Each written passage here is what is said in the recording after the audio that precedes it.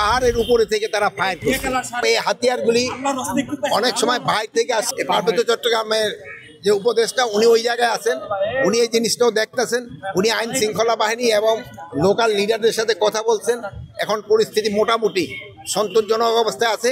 তো আপনারা জানেন কিছু সন্ত্রাসী পাহাড়ের উপরে থেকে তারা ফায়ার করছে এবং এই হাতিয়ারগুলি অনেক সময় বাইরে থেকে আসছে, যেটা আপনি ভাই বললেন। আমি অবশ্য দেশের নাম বলতে চাই না, আমার সাংবাদিক ভাই দেশের নামটা বলে দিছে। তা আপনারা এটা যেন প্রতিহত করতে হলে আপনাদের সবাই আমাদের সাহায্য এবং সহযোগিতা দরকার হবে। আপনারা সবাই আপনার সাহায্য সহযোগিতা করবেন।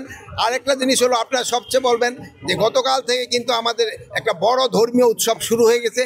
এই উৎসবের সময় যেন কেউ কোনো ধরনের বিশৃঙ্খলা সৃষ্টি না করে, রাস্তাঘাট যেন বন্ধ না করে এবং এই পূজাটা যেন নির্বিঘ্নভাবে উদযাপন করতে পারে, এই ধরনের সবাইকে আমি বলবো সাহায্য সহযোগিতা করার জন্য। সেখানে আটকে পড়া পর্যটকদের কিভাবে ফিরিয়ে আনা হবে? আটকে পড়া পর্যটকদের কিন্তু ম্যাক্সিমামই কিন্তু ফিরিয়ে নেওয়া হয়েছে। দেশে দেশে সবার সাথে দ্য নিউজ।